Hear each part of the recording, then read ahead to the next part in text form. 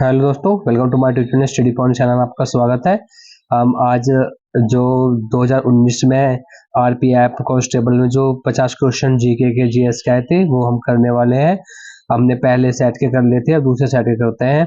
तो पहला क्वेश्चन क्या है? पहला क्वेश्चन देखिए। पहला क्वेश्चन आपके पास, इनमें से कौन सा विकल्प हवा की धूल और धूरी के कारण प्रकाश के फैलाव की घटना को उजागर करता है? आपके पास ऑप्शन एक है टिंडल प्रभाव, ऑप्शन बी है गोली प्रभाव, ऑप्शन सी है सीबेक प्रभाव, ऑप्शन डी है रमन प्रभाव। तो आपको कौन सा ऑप्शन सही हो जाएगा? टिंडल प्रभाव। देखो टिंडल प्रभाव के बारे में कुछ पढ़ लेते हैं। जब प्रकाश किरण कुल पृथ्वी के वायुमंडल में उपस्थित शून्य कणों से टकराता है तो किरण पुंज का मार्ग दिखाई देने लगता है, तो इसे हम टिंडल प्रभाव कहते हैं। उदाहरण, जंगल में कुहासे कोहरे जो होता है में जल बूंदों के द्वारा प्रकाश का विकिरण। नेक्स्ट क्वेश्चन देखिए। नेक्स्ट क्वेश्चन क्या था? नेक्स्ट क्वेश्चन था आपके पास, निम्नलिखित में से किस समिति को चालू अर्थव्यवस्था समिति कहा जाता है? चालू अर्थव्यवस्था समिति कहा जाता है। ऑप्शन ए क्या आपके पास सार्वजनिक लेखा समिति, सार्वजनिक उपक्रम समिति, आचार समिति और अनुमानी समिति। तो ऑप्शन इसका क्या सही हो जाएगा? ऑप्शन डी सही हो जाएगा। चालू अर्थव्यवस्था समिति को अनुमानी समिति कहा जाता है। ऑप्शन डी सही आंसर हो जाएगा। चालू अर्थव्यवस्था समिति संसद के माध्यम से सरकार द्वारा प्राप्त किए गए धन के व्ययों का अनुमान की जांच पड़ताल करती है। यह स्थायी मित्यवती समिति के रूप में कार्य करती है। इसे अनुमानी समिति भी कहा जाता है। नेक्स्ट क्वेश्चन देखते हैं। नेक्स्ट क्वेश्चन क्या है? नेक्स्ट क्वेश्चन है आपके पास, बैडमिंटन खेल निम्नलिखित में से किस शब्द से संबंधित है? बैडमिंटन खेल निम्नलिखित में से किस शब्द, मतलब बैडमिंटन का जो खेल था वो किस शब्द से लिया गया था? Option A Nelson, option dolphin kick, option D drop, option D है गुली। तो ऑप्शन सी आपका सही आंसर हो जाएगा ड्रॉप। ड्रॉप शब्द बैडमिंटन से संबंधित है। इस शॉट में गेंद की अपेक्षाकृत धीरे मारा जाता है जिससे गेंद नेट के ठीक ऊपर और करीब गिरे। यह रणनीति रूप से एक हिट है। नेक्स्ट क्वेश्चन देखते हैं। नेक्स्ट क्वेश्चन क्या है? नेक्स्ट क्वेश्चन आपके पास, राष्ट्रपति राज्य मानवाधिकार आयोग सदस्यों को किसकी सिफारिश पर हटा सकता है? राष्ट्रपति जो होता है वो राज्य मानवाधिकार आयोग के जो मानवाधिकार राज्य मानवाधिकार आयोग में जो सदस्य होते हैं उनको किसकी सिफारिश पे हटा सकता है? ऑप्शन एक अध्यक्ष, ऑप्शन बी राज्यपाल, ऑप्शन उच्च न्यायालय, ऑप्शन डी सुप्रीम कोर्ट। देखो इसका ऑप्शन सही ए माना जाएगा कि अध्यक्ष के वे। ठीक है, देखो कैसे राष्ट्रपति राज्य मानवाधिकार सदस्यों को राज्यपाल की सिफारिश पर हटा सकता है। राज्य मानवाधिकार आयोग अध्यक्ष एवं अन्य सदस्यों की नियुक्ति राज्यपाल द्वारा विशेष समिति की सिफारिश पर की जाती है। जो राज्यपाल द्वारा विशेष समिति की जाती है तो राज्यपाल के ही सिफारिश से उसे हटाया जा सकता है। राज्य मानव 3 सदस्य निकाय है जिसमें 2 सदस्य और एक अध्यक्ष होता है। आयोग द्वारा विकल्प ए को सही माना गया है, मतलब अध्यक्ष को सही माना गया है। या अध्यक्ष की जगह क्या हो सकता है? राज्यपाल वाला होना चाहिए, लेकिन हमें आयोग द्वारा क्या माना गया था? अध्यक्ष ए को सही माना गया था। वैसे इसका ऑप्शन भी सही होना चाहिए था, लेकिन आयोग ने जो इसका आंसर माना वो क्या माना है? ऑप्शन नंबर ए अध्यक्ष को माना है। नेक्स्ट क्वेश्चन देखते हैं। नेक्स्ट क्वेश्चन क्या है? नेक्स्ट क्वेश्चन आपके पास, निम्नलिखित राजवंशों में से किसने सिजेरियन शैली की वास्तुकला का परिचय दिया था? नंबर 1 चोल वंश ने, ऑप्शन नंबर बी है हमारे पास चालुक्य वंश ने, ऑप्शन सी है काकतीय वंश ने, ऑप्शन डी है गुप्त वंश ने। तो आपका ऑप्शन बी सही हो जाएगा चालुक्य वंश ने। चालुक्य वंश का भारतीय शाही राजवंश था जिसने 6वीं और 12वीं शताब्दी के बीच दक्षिण और मध्य भारत के बड़े बड़े हिस्सों पर शासन किया। इस वंश की स्थापना पुलकेशिन प्रथम ने 543 में की थी।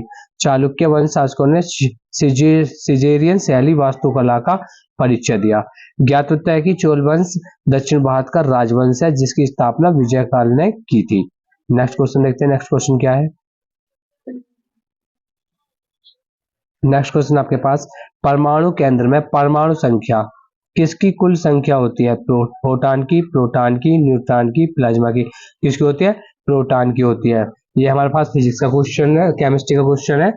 ठीक है, तो हमारे पास किसका ऑप्शन सही हो जाएगा? बी ऑप्शन सही हो जाएगा प्रोटॉन। एक परमाणु नाभिक में उपस्थित प्रोटॉनों की कुल संख्या को परमाणु संख्या कहा जाता है। जो प्रोटॉनों की कुल संख्या होती है उसे हम परमाणु संख्या कह लेते हैं, इसलिए ऑप्शन बी इसका सही आंसर है। प्रकाश एक किरण की भांति व्यवहार करता है। प्रकाश के इस कण को क्या कहते हैं? फोटॉन कहते हैं।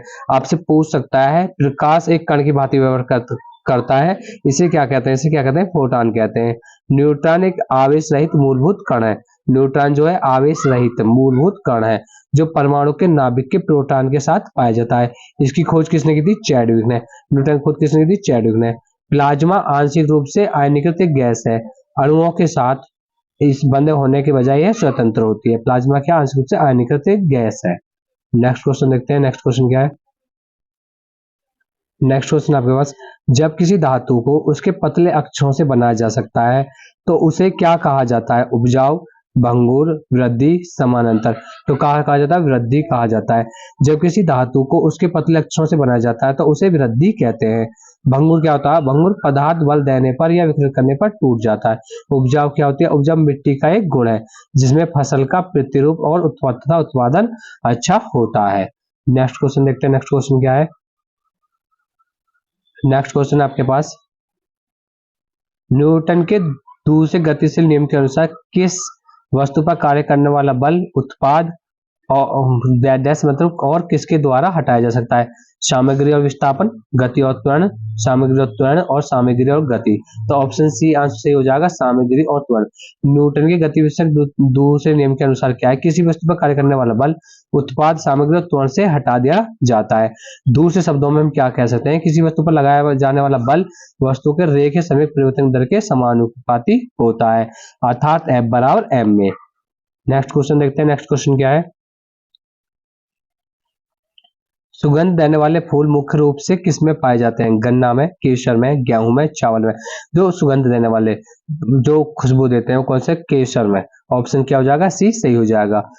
केसर एक सुगंध देने वाला पौधा है। इसके पुष्प की वर्ती कागर को केसर, कुमकुम, जाफरान कहते हैं। ठीक है, केसर भी कहते हैं, कुमकुम भी और जाफरान कहते हैं। केसर का वनस्पति नाम क्या है? क्रोकस सैटाइव्स और इरिडेसी परिवार का सदस्य लगभग 80 प्रजातियों में से विश्व के विभिन्न भूभागों में पाया जाता है। नेक्स्ट क्वेश्चन देखते हैं। भारत के किस राज्य में जवाड़ी और सेवारायन पहाड़ियां स्थित है? Option number 1 Kerala, option B Karnataka, option Tamil Nadu, option D Andhra Pradesh. तो ऑप्शन नंबर सी सही हो जाएगा, तमिलनाडु में स्थित है। सेवाराय पहाड़ियां और जवाड़ी पहाड़ियां पूर्वी घाट के दक्षिण पूर्व में स्थित है। यह तमिलनाडु राज्य की प्रमुख पहाड़ी है। ये दोनों पहाड़ियां दक्षिण में पूर्वी घाट के समानांतर पहाड़ियों की एक श्रृंखला है। पश्चिमी घाट और पूर्वी घाट क्रमशः दक्कन के पठार के पश्चिम और पूर्वी किनारों को चिन्हित करते हैं। पश्चिमी घाट पूर्वी घाट से ऊंचे हैं। नेक्स्ट क्वेश्चन देखते हैं।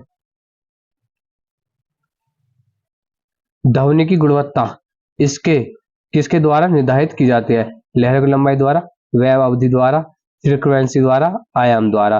तो ऑप्शन सी सही है आपका, फ्रीक्वेंसी द्वारा, यानी कि आवर्ती।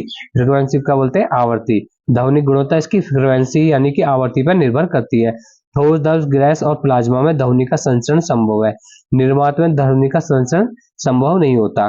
द्रव, गैस और प्लाज्मा में ध्वनि केवल अनुदैर्ध्य तरंग के रूप में चलती है, जबकि ठोस में यह अनुप्रस्थ तरंग के रूप में संचरण कर सकती है। आपसे क्वेश्चन पूछ सकता है द्रव, गैस और प्लाज्मा में तो है ध्वनि है वो किस रूप में चलती है? तो आपका आंसर क्या होगा? अनुदैर्ध्य तरंग। और ठोसों में क्या चलती है? अनुप्रस्थ तरंग के रूप में चलती है। नेक्स्ट क्वेश्चन देखते हैं। नेक्स्ट क्वेश्चन क्या है? नेक्स्ट क्वेश्चन आपके पास, पाल साम्राज्य के संस्थापक कौन थे? शशांक, दंतिदुर्ग और शिमुक या गोपाल। तो ऑप्शन हमारे पास डी सही है, गोपाल। देखो पाल के सामने पाल आ रहा है तो समझ जाना गोपाल ने किया है। पाल साम्राज्य मध्यकाल में उत्तर भारत का सबसे शक्तिशाली और महत्वपूर्ण साम्राज्य माना जाता है। इस वंश का संस्थापक गोपाल था। इस वंश का अंतिम शासक कौन था? गोविंद पाल था। पाल शासकों ने लगभग 4 सदियों तक शासन किया था। पाल राज्यों का काल में बौद्ध धर्म को अत्यधिक संरक्षण मिला। नेक्स्ट क्वेश्चन देखते हैं। नेक्स्ट क्वेश्चन क्या है? नेक्स्ट क्वेश्चन है आपके पास, ट्रॉफी के संबंध में एमवीपी शब्द का पूरा नाम क्या है? न्यूनतम मान खिलाड़ी, अधिकांश सम्मानित खिलाड़ी, अधिकांश मूल्यवान खिलाड़ी, अधिकांश थोक खिलाड़ी। यानी कि इसकी फुल फॉर्म होती है most valuable player. Most valuable player. तो ऑप्शन सी सही हो जाएगा, अधिकांश मूल्यवान खिलाड़ी। देखो ट्रॉफी में एमपीवी शब्द का पूरा नाम मोस्ट वैल्यूएबल प्लेयर, सबसे मूल्यवान खिलाड़ी, सबसे मूल्यवान खिलाड़ी एक प्रशंसा और पुरस्कार है जो गेम चेंजिंग उत्कृष्ट के लिए पहचान हेतु उपयोग किया जाता है। नेक्स्ट क्वेश्चन देखते हैं। नेक्स्ट क्वेश्चन क्या है? नेक्स्ट क्वेश्चन है आपके पास, मेली दम्भो पाठ किससे संबंधित है? बौद्ध धर्म से, ईसाई धर्म से, जैन धर्म से और यहूदी धर्म से। तो ऑप्शन ए सही हो जाएगा आपका पास, बौद्ध धर्म से। मिलिंद पन्हो एक पाली भाषा में रचित एक बौद्ध ग्रंथ है। देखो मिलिंद पन्हो जो है हमारे पास एक पाली भाषा में रचित गया एक बौद्ध ग्रंथ है, इसलिए बौद्ध धर्म से संबंधित है, जिसकी रचना काल लगभग 100 ईसा पूर्व है। इसमें बौद्ध भिक्षु नागसेन तथा भारतीय यूनानी शासक मिलिंद के बीच संवाद का वर्णन किया गया है। नेक्स्ट क्वेश्चन देखते हैं। नेक्स्ट क्वेश्चन क्या है? इनमें से किसे भारतीय के नए समुद्र मिले? जेम्स कुक को, और क्रिस्टोफर कोलंबस को, वास्को डी गामा को, या अमेरिगो वेस्पुई को। तो ऑप्शन सी सही है आपका पास, वास्को डी गामा को। 8 जुलाई 1497 पुर्तगाली नाविक वास्को डी गामा भारत की खोज के लिए निकला। 1498 केरल में कालीकट के नाम पर 1498 को केरल में कालीकट नामक स्थान पहुंचा। वास्को डी गामा समुद्र रास्ते से भारत पहुंचने वाला प्रथम यूरोपियन नाविक था। आपसे पूछ सकता है भारत पहुंचने वाला प्रथम यूरोपियन नाविक कौन था? वास्को डी गामा, जो किसके रास्ते से आया था? समुद्र के रास्ते से आया था। कब आया था? 1498 के अंतर्गत। नेक्स्ट क्वेश्चन देखते हैं। हैंडबॉल खेल के खेल क्षेत्र को क्या कहा जाता है? कोर्स, कोर्ट, ट्रैक, हीरा। ट्रैक तो आप जानते हो जो हम दौड़ते हैं वो कहा जाता है, तो ऑप्शन सी सही हो जाएगा, कोर्ट। हैंडबॉल खेल के मैदान को कोर्ट नाम से भी जाना जाता है। कोर्ट 40 मीटर लंबा और 20 मीटर चौड़ा होता है। ट्रैक रेसिंग हेतु प्रयोग किया जाता है। ट्रैक होता है रेसिंग के लिए प्रयोग किया जाता है। तो आपको पूछ सकता है कि हैंडबॉल खेल के चौड़ाई लंबाई कितनी मानी जाती है? इसे कोर्ट कहते हैं, जिससे 40 मीटर लंबा होता है, 20 मीटर क्या होता है? चौड़ा हो सकता है। नेक्स्ट क्वेश्चन देखिए, पशुपति किस काल से मनाया जाता है? पशुपति किस काल से मनाया जाता है? ऑप्शन एक मौर्यन, ऑप्शन बी गुप्त, ऑप्शन सी हमारा वैदिक काल, ऑप्शन डी है हड़प्पा संस्कृति। तो ऑप्शन डी आपका सही है, हड़प्पा संस्कृति। हड़प्पा संस्कृति में पशुपति नाथ की आराधना की जाती थी। सिंधु घाटी सभ्यता को हड़प्पा की सभ्यता के नाम से जान जाता है। देखो सिंधु घाटी की सभ्यता को क्या कहा जाता है? हड़प्पा की सभ्यता। यह सभ्यता लगभग 2500 ईसा पूर्व दक्षिणी एशिया के पश्चिम भाग में फैली हुई थी। पशुपति पूजा इस काल का मुख्य धार्मिक कृत्य था। ज्ञातव्य है कि 1921 में दयाराम साहनी ने हड़प्पा सभ्यता की खोज की थी। आपसे पूछ सकता है हड़प्पा सभ्यता की या सिंधु घाटी सभ्यता की खोज किसने की थी? दयाराम साहनी ने। कब की थी? सन 1921 में। नेक्स्ट क्वेश्चन देखते हैं। निम्न में से कौन सी एक संक्रामक बीमारी है? ऑप्शन ए गठिया, option number haemophilia, option D है टाइफाइड रोग, ऑप्शन डी है कैंसर। तो ऑप्शन सी सही हो जाएगा, टाइफाइड रोग। संक्रामक रोग विभिन्न रोगजनक सूक्ष्म जैसे वायरस, बैक्टीरिया, प्रोटोजोआ, कवक और अन्य परजीवी कारण होने वाला रोग है। टाइफाइड जो होता है साल्मोनेला बैक्टीरिया से फैलने वाली एक गंभीर बीमारी है। ये खाने पीने के माध्यम से शरीर में प्रवेश करता है। इसे बचाव हेतु टीका उपलब्ध है। हीमोफीलिया और कैंसर, गठिया क्या संक्रामक रोग नहीं है। संक्रामक रोग कौन सा है? टाइफाइड रोग है। नेक्स्ट क्वेश्चन देखते हैं। निम्नलिखित में से कौन सा तारा आपके सबसे करीब है? आपस्ती, व्याध, स्वाति और प्राकिशिमा सेंचुरी। तो ऑप्शन डी सही है आपका, प्रकाशिमा सेंचुरी। प्रकाशिमा सेंचुरी जिसका वैज्ञानिक नाम क्या है? Centauri C. यह तारामंडल में स्थित एक लाल बौना तारा है। सूर्य के बाद प्रकाशिमा सेंचुरी हमारी पृथ्वी के सबसे नजदीक तारा है। इसकी दूरी 4.24 प्रकाश वर्ष की दूरी है। यह सेंटार्स तारामंडल में स्थित है। आपसे पूछ सकता है कि प्रकाशिम सेंचुरी का वैज्ञानिक नाम क्या है? Centauri C. तो यह कैसा होता है? लाल बौना तारा है। ठीक है, और इसकी दूरी कितनी है? 4.24 प्रकाश वर्ष की दूरी है। नेक्स्ट क्वेश्चन देखते हैं। दोस्तों अगर आपको वीडियो अच्छी लग रही हो तो वीडियो को लाइक करें और दोस्तों के साथ शेयर करें और हमारे चैनल को सब्सक्राइब करें। नेक्स्ट क्वेश्चन देखिए, सार्वजनिक संपत्ति स्रोतों के अतिरिक्त प्रयोग को क्या कहा जाता है? संसाधन खपत, सार्वजनिक स्रोत की त्रासदी और खराब स्रोत, और ऑप्शन डी आपके पास सार्वजनिक स्रोत का दुरुपयोग। तो ऑप्शन बी सही है इसमें, सार्वजनिक स्रोतों की त्रासदी। सार्वजनिक संपत्ति स्रोतों को अति उपयोग से सार्वजनिक स्रोतों की अति दोहन हो जाता है, जिसमें भविष्य में संसाधनों की कमी हो जाती है। सार्वजनिक संपत्तियों के संरक्षण के लिए लोक संपत्ति नुकसान निवारण अधिनियम 1984 लागू किया गया है। नेक्स्ट क्वेश्चन देखते हैं। नेक्स्ट क्वेश्चन क्या है आपके पास? नेक्स्ट क्वेश्चन है, संसद के संयुक्त पत्र का संचालन करने के लिए अध्यक्ष के रूप में अनुपस्थित रहते हुए इस सत्र का संयोजक कौन करता है? जैसे ऐसा होता है कि जैसे संसद में कोई संयुक्त सत्र का संचालन करना है और वो उस समय उसका अध्यक्ष अनुपस्थित हो, मतलब आया ना हो, तो उसका संयोजक फिर कौन करेगा? लोकसभा उपाध्यक्ष, राज्यसभा उपाध्यक्ष, राज्यसभा के सभापति या मौसमी अध्यक्ष। तो आपका ऑप्शन ए सही हो जाएगा, लोकसभा अध्यक्ष। संसद के संयुक्त सत्र की अध्यक्षता लोकसभा अध्यक्ष के द्वारा की जाती है। लोकसभा अध्यक्ष के द्वारा की जाती है। जब लोकसभा अध्यक्ष नहीं होगा तब क्या कौन करेगा? लोकसभा उपाध्यक्ष करेगा। आप ये समझ सकते हो। नेक्स्ट क्वेश्चन देखिए। नेक्स्ट क्वेश्चन क्या है? पैरा ओलंपिक में स्वर्ण पदक जीतने वाले पहले भारतीय कौन थे? दीपा कराकमर और मरियप्पन थंगावेलु। ऑप्शन डी है हेमा दास, ऑप्शन डी है मेरी कॉम। तो ऑप्शन बी सही हो जाएगा, मेरियप्पन थंगावेलु। मेरियप्पन थंगावेलु दक्षिण भारतीय उच्च जंपर यानी कि ऊंची कूद रियो डी जेनेरो में आयोजित कहा हुआ था? ये जो पैरालंपिक स्वर्ण पदक जीता था रियो डी जेनेरियो में। कब हुआ था? 2016 में ग्रीष्मकालिक पैरा ओलंपिक खेलों में स्वर्ण पदक जीता था। मैरी कॉम कौन थी? भारतीय मुक्केबाज थी जो मणिपुर की निवासी थी। और दीपा कर्माकर कौन थी? भारतीय जिम्नास्ट थी। हिमा दास क्या थी? एक भारतीय धावक है। आपसे पूछ सकता है हिमा दास कौन थी? भारतीय धावक थी। नेक्स्ट क्वेश्चन देखते हैं। नेक्स्ट क्वेश्चन क्या है? नेक्स्ट क्वेश्चन आपके पास,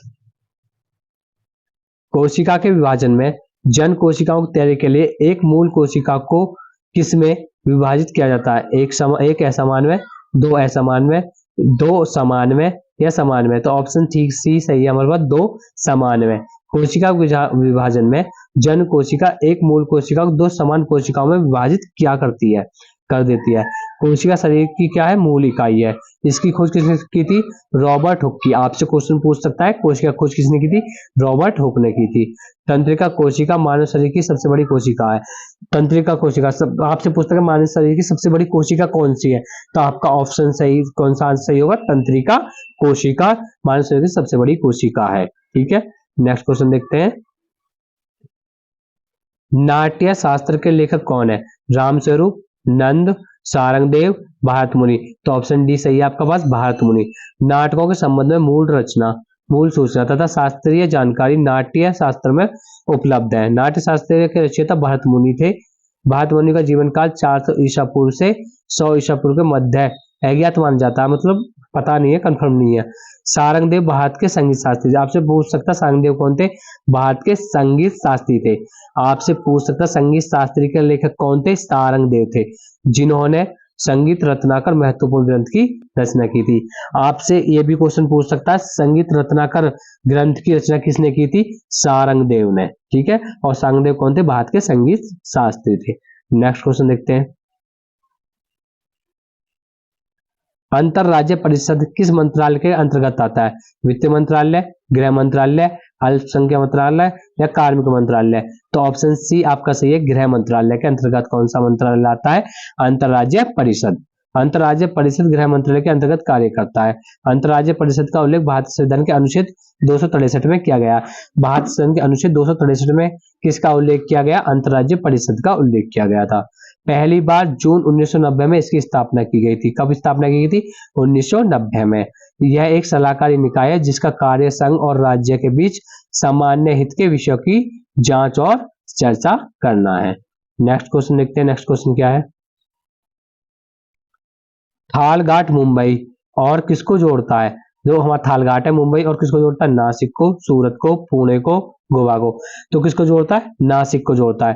थालघाट प्रायद्वीप भारत का प्रमुख दर्रा है। थालघाट जो है भारत की क्या है? प्रमुख दर्रा है प्रायद्वीप। यह पश्चिम घाट में स्थित है। इससे होकर मुंबई कोलकाता मार्ग गुजरता है। यह मुंबई को नासिक से जोड़ता है। कौन सा हाईवे गुजरता है इससे? मुंबई कोलकाता। और किसको जोड़ता है? नासिक को जोड़ता है। नेक्स्ट क्वेश्चन देखते हैं। नेक्स्ट क्वेश्चन क्या है? निम्नलिखित में से कौन क्रिकेट विश्व कप से संबंधित नहीं है? Irani cup, Kalinga cup, Ranji Ranji trophy और देवधर ट्रॉफी। तो आपका ऑप्शन बी सही है, कलिंग कप क्रिकेट से विश्व कप से संबंधित नहीं है। कलिंग कप किससे संबंधित है? फुटबॉल से संबंधित है। यह भारत के उड़ीसा राज्य में प्रतिवर्ष आयोजित होने वाला एक प्रतिष्ठित फुटबॉल टूर्नामेंट है। तो फुटबॉल किससे संबंधित होगा? कलिंग कप से।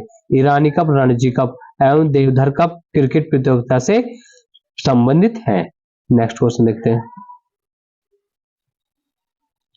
पुरुषों में कौन से सेक्स जीन मौजूद होते हैं? पुरुषों में देखो, ऑप्शन ए है एक्स एक्स, ऑप्शन बी है वाई वाई, ऑप्शन सी है एक्स वाई, ऑप्शन डी है कोई नहीं।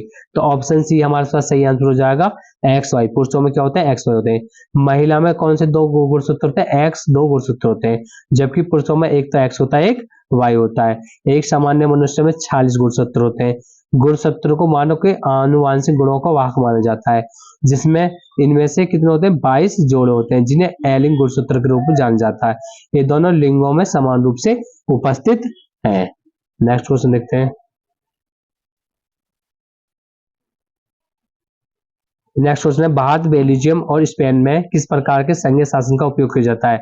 ऑप्शन ए वित्तीय संघीय तरीका, ऑप्शन बी प्राकृतिक संघ तरीका, ऑप्शन सी आपका संघीय रूप से प्रशासित विधि, ऑप्शन डी संघीय रूप से संघीय राज्य। तो ऑप्शन सी आपका सही आंसर हो जाएगा संघीय रूप से प्रशासित विधि। भारत, बेल्जियम और स्पेन संघीय रूप से शासित व्यवस्था को अपनाया गया है। संघीय शासन व्यवस्था से तात्पर्य उस शासन व्यवस्था से है जिसमें शक्ति का विभाजन केंद्र और राज्य के बीच होता है। भारत में होता है ना, केंद्र और राज्य के बीच में होता है। यह व्यवस्था केंद्रीकृत न होकर संघवाद पर आधारित है।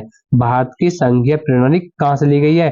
कनाडा से। आपसे पूछ सकता है भारत की संघीय प्रणाली कहां से ली गई है? कनाडा से ली गई है। नेक्स्ट क्वेश्चन देखते हैं। नेक्स्ट क्वेश्चन क्या है? नेक्स्ट क्वेश्चन है आपके पास, निम्नलिखित में से किस शासक ने पाटलिपुत्र की स्थापना की थी? ये क्वेश्चन इंपॉर्टेंट है, हर वक्त कभी ना किसी एग्जाम में पूछा जाता है। नंबर 1 अशोक ने, ऑप्शन बी अजातशत्रु ने, ऑप्शन सी दशरथ ने, ऑप्शन डी चंद्रगुप्त ने। तो ऑप्शन बी आपका सही है, अजातशत्रु ने पाटलिपुत्र की स्थापना की थी। पाटलिपुत्र भारत का प्राचीन शहर है, जिसकी स्थापना 5वीं सदी ईसा पूर्व में मगध के राजा अजातशत्रु द्वारा की गई थी। इसके पुत्र उदयन ने मगध की राजधानी बनाया था, मगध की राजधानी बनाया और पहली शताब्दी ईसा पूर्व तक बना रहा। वर्तमान में पटना पाटलिपुत्र के स्थान पर नवीन शहर है। जो पटना है उसको पहले क्या कहा जाता था? पाटलिपुत्र कहा जाता था। और इसकी स्थापना किसने की थी? अजातशत्रु ने की थी। नेक्स्ट क्वेश्चन देखते हैं। नेक्स्ट क्वेश्चन क्या है? पटना कहाँ है? बिहार में। क्वेश्चन है आपका, भारत की आकस्मिक निधि किस अनुच्छेद के अंतर्गत आती है? मतलब किस अनुच्छेद के तहत आती है? ऑप्शन ए का अनुच्छेद 267, अनुच्छेद 263, अनुच्छेद 280, अनुच्छेद 266। तो आपका ऑप्शन ए ही सही हो जाएगा, अनुच्छेद 267। संविधान अनुच्छेद 267 में आकस्मिक निधि का प्रावधान है। 263 में क्या? केंद्र और राज्य के मध्य समन्वय स्थापित राज्य परिषद का गठन। ये क्वेश्चन पहले आ चुका, अभी पढ़ा था हमने। अंतरराज्य परिषद का गठन 263 अनुच्छेद के अंतर्गत आता है। अनुच्छेद 280 में क्या आता है? वित्तीय आयोग का गठन। और 266 में क्या है हमारे पास? भारत के संचित निधि का प्रावधान। नेक्स्ट क्वेश्चन देखते हैं। नेक्स्ट क्वेश्चन क्या है? नाइजर और जिम्बाब्वे में इनमें से किस महाद्वीप के देश हैं? ऑप्शन 1 उत्तर America, option B Europe, option C Asia, option D Africa. तो आपका ऑप्शन डी सही आंसर है, अफ्रीका। नाइजर अफ्रीका महाद्वीप का एक देश है। इसकी राजधानी क्या है? नियामी। इसकी राजधानी आपसे पूछ सकता है, अफ्रीका महाद्वीप की राजधानी क्या है? नियामी। इस देश का नाम नाइजर नदी पर पड़ा है। जिम्बाब्वे अफ्रीका महाद्वीप के दक्षिण भाग में जाम्बेजी और लिम्पोपो नदियों के बीच में स्थित एक स्थल रुद्ध देश है। नेक्स्ट क्वेश्चन आपके पास, राज्य मानवाधिकार आयोग का अध्यक्ष कौन होता है? सर्वोच्च न्यायालय के सेवानिवृत्त न्यायाधीश, उच्च न्यायालय के सेवानिवृत्त जो सेवा कर चुके हैं, जो रिटायर होते हैं, मुख्य न्यायाधीश, सुप्रीम कोर्ट के वर्तमान न्यायाधीश, वर्तमान उच्च न्यायालय के मुख्य न्यायाधीश। तो ऑप्शन बी हमारा सही है, उच्च न्यायालय के सेवानिवृत्त मुख्य न्यायाधीश। उच्च न्यायालय के सेवानिवृत्त मुख्य न्यायाधीश को सामान्यतः राज्य मानव अधिकार आयोग का अध्यक्ष नियुक्त किया जाता है। राज्य मानव अधिकार अध्यक्ष की नियुक्ति मुख्यमंत्री की अध्यक्षता में गठित एक समिति, जिसमें विधानसभा अध्यक्ष, गृह मंत्री और विधानसभा विपक्ष के नेता सदस्य होते हैं। इनकी अनुशंसा पर राज्यपाल द्वारा की जाती है। किसके द्वारा की जाती है? राज्यपाल द्वारा की जाती है। नेक्स्ट क्वेश्चन लिखते हैं, निम्नलिखित में से कौन सा अंतिम मौर्य राजा था? वृहद्रथ, कृणाल, दशरथ और पुष्यमित्र। तो ऑप्शन ए सही है आपका आंसर, वृहद्रथ। वृहद्रथ मौर्य समाज का अंतिम शासक था। इसने 1887 से 187 से 185 ईस्वी पूर्व तक शासन किया था। इसका सेनापति कौन था? पुष्यमित्र शुंग ने इसकी हत्या कर शुंग वंश की स्थापना की थी। देखो, इसके मौर्य जो राजा था वृहद्रथ, उसकी किसने हत्या की थी? पुष्यमित्र शुंग। कौन था? उसका सेनापति था। और फिर उसने किसकी स्थापना की थी? शुंग वंश की स्थापना की थी। मौर्य राजवंश प्राचीन भारत का एक शक्तिशाली राजवंश था। मौर्य राजवंश 137 वर्षों तक भारत पर शासन किया। मौर्य राजवंश ने भारत पर कितने वर्षों तक शासन किया था? 137 वर्षों तक। नेक्स्ट क्वेश्चन देखते हैं, नेक्स्ट क्वेश्चन क्या है। नेक्स्ट क्वेश्चन आपके पास, निम्नलिखित में से एक नदी बंदरगाह है।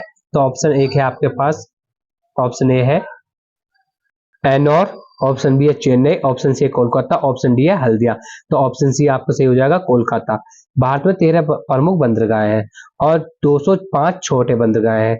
पश्चिमी तट पर मुंबई, कांडला, कोचीन आदि बंदरगाहें तथा पूर्वी तट पर चेन्नई, तूतीकोरिन, पारादीप, कोलकाता आदि बंदरगाहें स्थित है। मुंबई भारत का सबसे बड़ा प्राकृतिक बंदरगाह है, जबकि कोलकाता बंदरगाह एक नदीय बंदरगाह है। तो इसलिए ऑप्शन सी क्या हो जाएगा? सही आंसर हो जाएगा। सीटेट में बहुत ज्यादा इंपॉर्टेंट क्वेश्चन पूछा जाता है, सीटेट में बार बार पूछा जाता है क्वेश्चन दो, जो प्राइमरी टेस्ट होता है और आपको किसी भी एग्जाम में पूछा जाता है। किसी राज्य में मधुबनी चित्रकला प्रचलित है? किससे? हिमाचल प्रदेश से, राजस्थान से, तमिलनाडु से, बिहार से। तो आपका ऑप्शन डी से हो जाएगा, बिहार से। मधुबनी चित्रकला बिहार की मधुबनी जिले के एक प्रसिद्ध चित्रकला है। इस चित्रकला में मिथिलांचल की संस्कृति को दिखाया जाता है। मधुबनी चित्रकला ज्यादातर प्राचीन महाकाव्यों से प्राकृतिक दृश्यों और देवताओं के साथ पुरुषों और उसके संयोग को दर्शाती है। इसमें भित्ति पर चित्रों को उकेरा जाता है। किस पे उकेरा जाता है? भित्ति पर। नेक्स्ट क्वेश्चन देखिए, नेक्स्ट क्वेश्चन है, कई आवर्तियों के मिश्रण से उत्पन्न ध्वनि को क्या कहा जाता है? स्वर, गुलाबी ग्रहण, प्रारूप, सफेद वक्र। तो आपको स्वर, ऑप्शन ए सही हो जाएगा। जो बहुत सारी आवर्तियां होती है उनके मिश्रण से क्या बनती, कौन सी ध्वनि उत्पन्न होती है? स्वर ध्वनि उत्पन्न होती है। ध्वनि एक यांत्रिक तरंग है, न कि विद्युत चुंबकीय तरंग। ध्वनि कैसा तरंग है? एक यांत्रिक तरंग है। ध्वनि के संचरण के लिए माध्यम की जरूरत होती है। ठोस, द्रव, गैस, प्लाज्मा ध्वनि का संचरण संभव है। कई आवर्तियों के मिश्रण से उत्पन्न ध्वनि को स्वर या वॉइस कहते हैं। आपके पास नेक्स्ट क्वेश्चन है, निम्नलिखित में से किस महासागर की सबसे लंबी तटरेखा है? अंटार्कटिक महासागर, आर्कटिक महासागर, हिंद महासागर, अटलांटिक महासागर। तो ऑप्शन डी सही हो जाएगा, अटलांटिक महासागर।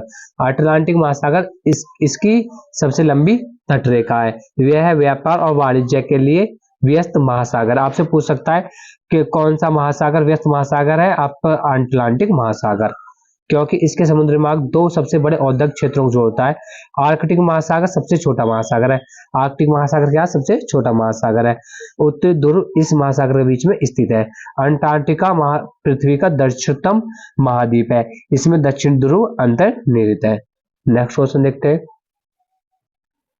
2011 की जनगणना के अनुसार भारत में शहरी जनसंख्या का प्रतिशत कितना था? भाई 31.16 था। ऑप्शन ए ही आपका सही है, 31.16, 31.20% के अप्रोक्स था। तथा ग्रामीण की संख्या कितनी परसेंट थी? 68.8% थी, 68.8% थी। आपसे भारत में शहरी की तो पूछ ली, ग्रामीण की पूछ सकता है, तो ग्रामीण कितने परसेंट है? 68% है। वर्ष 2011 की जनगणना के अनुसार भारत की साक्षरता दर 74.04% थी, जिसमें पुरुष कितने साक्षर थे? 82.14। महिला साक्षरता दर कितनी थी? 65.46% थी। तो लिंगानुपात कितना था? 943 था और जनसंख्या तो कितना था? 382 था। नेक्स्ट क्वेश्चन देखते हैं, केंद्रीय प्रशासनिक न्यायाधिकरण किस मंत्रालय के अधीन आता है? ऑप्शन ए के सामाजिक न्याय और आधिकारिकता मंत्रालय, ऑप्शन बी अल्पसंख्यक मंत्रालय, ऑप्शन सी है गृह मंत्रालय, ऑप्शन डी है कार्मिक मंत्रालय। तो आपका ऑप्शन डी सही हो जाएगा, कार्मिक मंत्रालय। संविधान के अनुच्छेद 323 ए के तहत संसद ने वर्ष 1985 में प्रशासनिक अधिकरण अधिनियम पारित किया। केंद्रीय प्रशासनिक न्यायाधीश कार्मिक मंत्रालय के अधीन आता है। कार्मिक का मतलब लोक शिकायत और पेंशन मंत्रालय भारत सरकार का एक मंत्रालय है जो कर्मियों के मामलों में विशेष रूप से भर्ती, प्रशिक्षण, कैरियर विकास, कर्मचारी कल्याण के साथ सेवानिवृत्त के बाद तक मुद्दों की देखरेख करता है। नेक्स्ट क्वेश्चन देखते हैं। निम्नलिखित में से कौन सा एक बांगर भरा हुआ क्षेत्र है? भांगर, खादर, तराई, होबर। तो ऑप्शन सी आपका सही है, तराई। भामर का मतलब होता है बांगर मिट्टी, एक प्रकार है जो तराई क्षेत्र में पाया जाता है। देखो बांगर मिट्टी आ जाती है, आप पहचान लेते तराई है, भामर ही बांगर है। ठीक है, यह उपजाऊ क्षेत्र भारत, नेपाल और भूटान में स्थित हिमालय के समानांतर दक्षिण क्षेत्र में स्थित है। ऊंचे घास के मैदान है, झाड़ियां है, सवाना है, साल के जंगल है और मिट्टी से भरपूर दलदल इस क्षेत्र की प्रमुख विशेषता है। नेक्स्ट क्वेश्चन देखते हैं। वृक्षासन योग में क्या स्थिति दिखाई देती है? देखो ये योग से संबंधित क्वेश्चन बार बार पूछा गया था उस टाइम पे, जो 2019 में हुआ था एग्जाम आरपीएफ का, और पिछले अभी सेट कराया था उसमें भी आपसे योग से संबंधित पूछा गया था। तो वृक्षासन पेड़ के समान खड़े होने वाला योगासन है, तो ऑप्शन बी आपका सही हो जाएगा। ठीक है, और वृक्षासन दो शब्दों से मिलकर रहा, वृक्ष अर्थात पेड़ और आसन अर्थात मुद्रा अर्थात वृक्ष की मुद्रा में खड़े रहना। इस योग को ध्यान योग भी कहा जाता है। वृक्षासन योग को कौन सा योग कहा जाता है? ध्यान योग कहा जाता है। यह किसके समान होता है? पेड़ की भांति के समान। नेक्स्ट क्वेश्चन आपके पास, डोलू कुनिथा किसमें मतलब या किस में एक प्रसिद्ध लोक संगीत परंपरा है? महाराष्ट्र में, कर्नाटक में, आंध्र प्रदेश में, पश्चिम बंगाल में। तो ऑप्शन बी सही है आपका पास, कर्नाटक में। डोलू कुनिथा कर्नाटक का एक प्रमुख लोकप्रिय ड्रम नृत्य है। यह एक समूह नृत्य है जिसमें 12 से 16 लोग शामिल होते हैं और इसके माध्यम में बृहस्पति देवता यानी भगवान शिव का एक रूप की पूजा होती है। यक्षगान, वीरगासे, नागमंडला अन्य कर्नाटक का महत्वपूर्ण नृत्य है। नेक्स्ट क्वेश्चन देखते हैं। नेक्स्ट क्वेश्चन क्या है? नेक्स्ट क्वेश्चन आपका, राष्ट्रीय मानवाधिकार आयोग किस वर्ष में स्थापित हुआ था? 1991, 1995, 1956, 1993। तो ऑप्शन डी आपसे सही है, 1993। भारत का राष्ट्रीय मानवाधिकार आयोग एक स्वतंत्र वैधानिक निकाय है जिसका गठन 28 सितंबर 1993 के मानवाधिकार संशोधन अधिनियम के तहत 12 अक्टूबर 1993 को किया गया था। यह एक बहुसदस्यीय संस्था है जिसमें एक अध्यक्ष, 5 पूर्णकालिक सदस्य तथा 2 डीमड सदस्य होते हैं। आयोग के अध्यक्ष अन्य सदस्यों का कार्यकाल 5 वर्ष या 70 वर्ष दोनों में से जो पहले तक होता है। वर्तमान में इसकी अध्यक्ष न्यायमूर्ति श्री अरुणा मिश्रा है। ठीक है, नेक्स्ट क्वेश्चन देखते हैं। भारतीय नियोजन के वास्तुकार के रूप में किसे जाना जाता है? Option A Sardar Vallabh Bhai Patel, option B Mahatma Gandhi, option C PC Mahalanobis, option D Jawaharlal Nehru. तो ऑप्शन सी सही है आपके पास, पीसी महालनोबिस। भारत नियोजन के वास्तुकार के रूप में पीसी महालनोबिस को जाना जाता है। प्रशांत चंद्र इसका पूरा नाम क्या था? प्रशांत चंद्र महालनोबिस एक प्रसिद्ध भारतीय वैज्ञानिक एवं सांख्यिकी विद थे। इन्हें दूसरी पंचवर्षीय योजना का मसौदा तैयार करने हेतु जाना जाता है। इन्हें आर्किटेक्ट ऑफ इंडियन प्लानिंग के रूप में भी जाना जाता है। तो आपसे क्वेश्चन पूछ सकता है, आर्किटेक्ट ऑफ इंडियन प्लानिंग किसके रूप में जाना जाता है? पीसी महालनोबिस को जाना जाता है। नेक्स्ट क्वेश्चन देखिए। नेक्स्ट क्वेश्चन आपके पास, बहुत कम विक्रेता एवं अधिक विक्रेता किस बाजार के लक्षण है? मतलब बहुत कम विक्रेता और अधिक क्रेता किस बाजार के लक्षण है? अल्पाधिकार बाजार, ग्राहक एकाधिकार, विज्ञापन। तो ऑप्शन ए सही आपका, अल्पाधिकार बाजार। बहुत कम विक्रेता और अत्यधिक क्रेता अल्पाधिकार की बाजार की प्रमुख विशेषता है। इस बाजार में कम विक्रेता आपसी गुट के मध्य में मूल्य विक्रेता आपस गुट के माध्यम से मूल्य निर्धारण कर वस्तुओं का विक्रय करते हैं। इसमें वस्तुएं समरूप या विभेदी दोनों प्रकार की होती हैं। नेक्स्ट क्वेश्चन देखिए। भारत सरकार किसके माध्यम से खाद्यान्न खरीदती है? भारतीय खाद्य निगम, राष्ट्रीय कृषि बाजार, कृषि मंत्रालय, पर्यावरण मंत्रालय। तो ऑप्शन ए ही सही है आपका, भारतीय खाद्य निगम। भारतीय खाद्य निगम की स्थापना खाद्य निगम अधिनियम 1964 के तहत 1965 में खाद्य सुरक्षा हेतु की गई थी। इसका मुख्य कार्य खाद्यान्न एवं अन्य खाद्य पदार्थों की खरीद, भंडारण, परिवहन और बिक्री करना है। खाद्यान्नों के कार्यात्मक बफर स्टॉक का संतोषजनक स्तर बनाकर राष्ट्रीय खाद्य सुरक्षा निश्चित करना इसका प्रमुख स्तर उद्देश्य है। नेक्स्ट क्वेश्चन आपके पास, महात्मा गांधी राष्ट्रीय रोजगार गारंटी योजना की शुरुआत किस सन में की गई थी? 2010 में, 1995 में, 2000 में, 2005 में। तो ऑप्शन डी सही है आपके पास, रोजगार 2005 में। इसे मनरेगा भी कहा जाता है। महात्मा गांधी राष्ट्रीय रोजगार गारंटी अधिनियम मनरेगा भारत में लागू एक रोजगार गारंटी योजना है जिसे 2005 में अधिनियमित किया गया था। यह योजना प्रत्येक वित्तीय वर्ष में किसी भी ग्रामीण परिवार के वयस्क सदस्यों को 100 दिन का रोजगार उपलब्ध कराती है। वर्तमान में यह कार्यक्रम शहरी क्षेत्र के कुछ जिलों को छोड़कर संपूर्ण देश में लागू है। कुछ क्षेत्र छोड़ के बाकी संपूर्ण देश में लागू हो गया है। नेक्स्ट क्वेश्चन देखिए, सिकंदर ने भारत पर किस वर्ष आक्रमण किया था? ईसा पूर्व 326, ईसा पूर्व 556, ईसा पूर्व 326, देखो ईसा पूर्व अलग है, ईसा 326 और ईसा पूर्व 556। तो आपके ऑप्शन ए सही हो जाएगा, ईसा पूर्व 326, ई 325 नहीं, ईसा पूर्व 326। सिकंदर ने भारत पर 326 ईसा पूर्व पर आक्रमण किया था। पर्शिया पर अधिकार कर लेने के बाद सिकंदर ने भारत के उत्तरी पश्चिमी भाग पर आक्रमण किया। पोरस और सिकंदर के मध्य झेलम नदी के किनारे सुप्रसिद्ध वित्त सतह का युद्ध यानी कि हाई डेस्पीज हुआ, जिसमें पेरिस की क्या हुई? हार हुई। सिकंदर 19 महीनों तक भारत में रहा।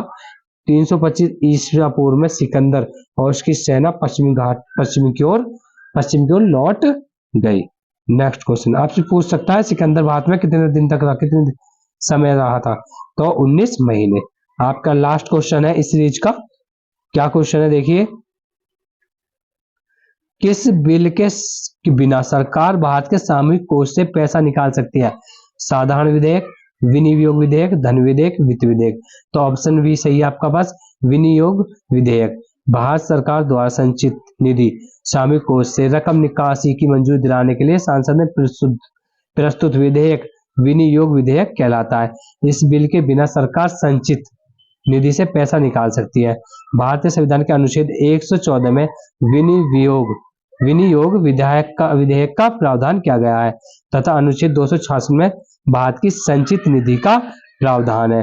तो आपकी ये सीरीज खत्म हो गई है। 2019 में जो हमारे पास शिफ्ट थर्ड थी उसका जो पेपर था, क्वेश्चन पेपर आया था, वो मैंने सारे क्वेश्चन सॉल्व करा दिए हैं जीके और जीएस के। आगे हम नेक्स्ट वीडियो लाएंगे जो प्रीवियस क्वेश्चन 2019 में और शिफ्ट के आए थे। तो अगर आपको वीडियो अच्छी लगी हो तो वीडियो को लाइक करें, दोस्तों के साथ शेयर करें और हमारे चैनल को सब्सक्राइब करें। जब तक के लिए जय हिंद, जय भारत।